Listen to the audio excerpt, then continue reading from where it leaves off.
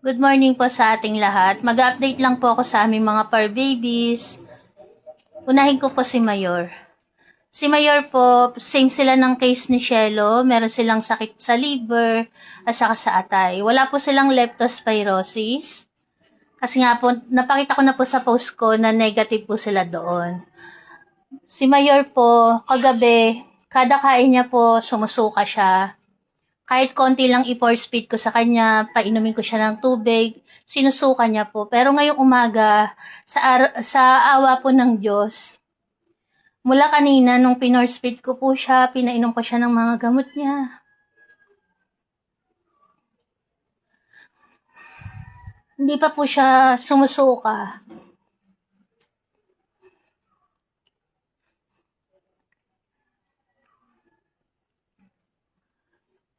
Kaya ayan po, nagpapasalamat po ako sa lahat-lahat po. Kasi malaking tulong po yung pagpe-prayer po nating lahat.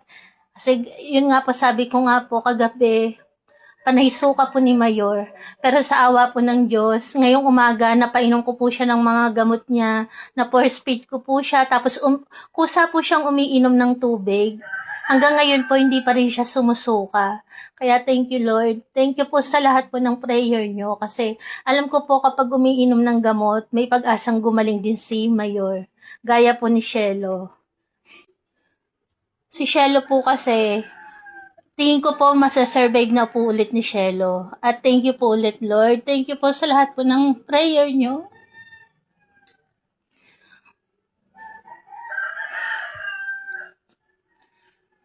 Kasi si Shelo po, masaya na po siya.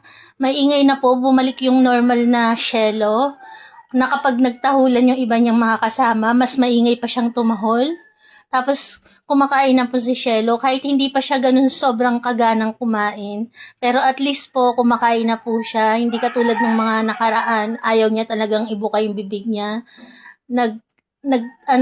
Nangyari din kay Shelo na yung maghapon tulog, halos nawalan ako ng pag-asa kasi hindi siya bumabangon, yung ulo niya hindi niya ibinabangon. Pag tinawag namin siya, umaangat lang yung pilik mata niya, yung talukap ng mata niya umaangat lang, yung parang titingnan ka lang ng pataas.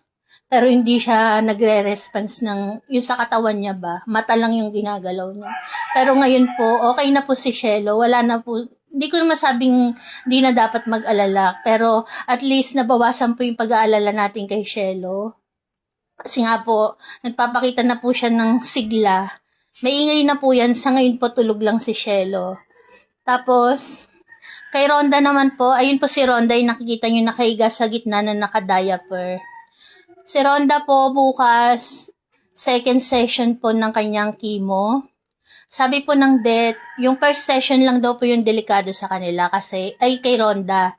Kasi, pag once po na hindi kinaya ni Rhonda yung first session, doon po tayo mawawalan ng pag-asa. Pero dahil nga po si Rhonda, kahit na chemo nung last time, at hindi nagbago yung kanyang, yung kanyang sitwasyon po, hindi siya nawalan ng gana kumain, hindi nagsuka, masigla pa rin.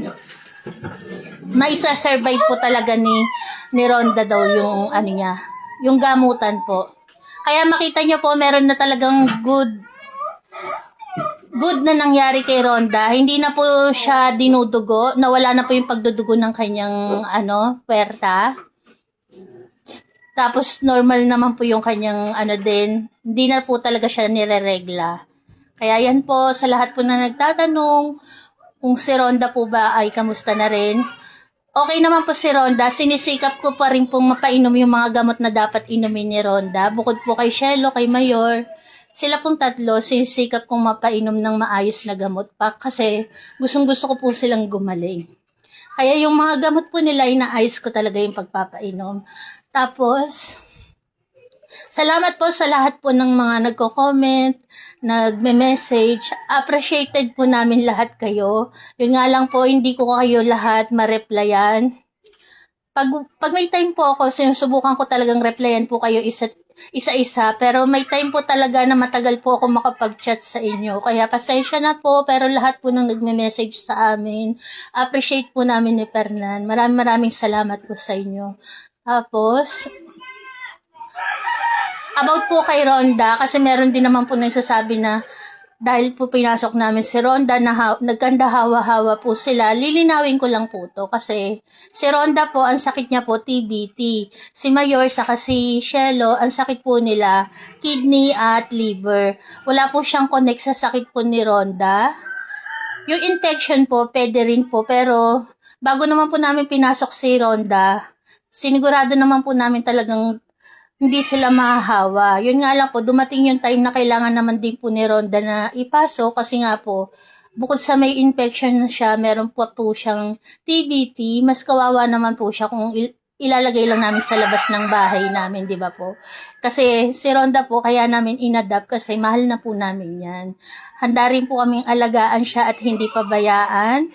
Hindi po namin siya sinisisi na nangyari kay Mayor at Shelo to kasi iniisip po namin hindi dahil kay Rhonda kaya sila nagkasakit. Ayun lang po yung paliwanag ko po Si Rhonda po, hindi po siya nakahawa sa aming mga par babies. Dumarating po talaga sa time na yung ating mga alaga, kahit anong pag-iingat natin, kahit anong ginagawa nating pag-aalaga talaga sa kanila, nagkakasakit po sila nang hindi natin alam yung dahilan. Biglaan po talaga silang nagkakasakit. Wala pong may gusto na magkasakit po yung mga alaga natin kasi nga po mahal po natin sila. Kaya yun po yung paliwanag ko sa inyo. At maraming salamat po talaga sa lahat po, sa tulong nyo po financially, sa prayer nyo po, maraming salamat. Kasi kahit hindi po talaga kami nagpo-post ng aming details para sa health, sa financially,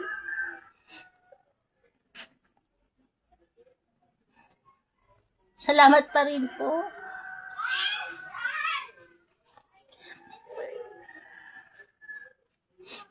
Ayan po, maraming salamat po sa lahat-lahat po. God bless po sa atin. Ayan lang po yung update sa aming mga par babies. Salamat po.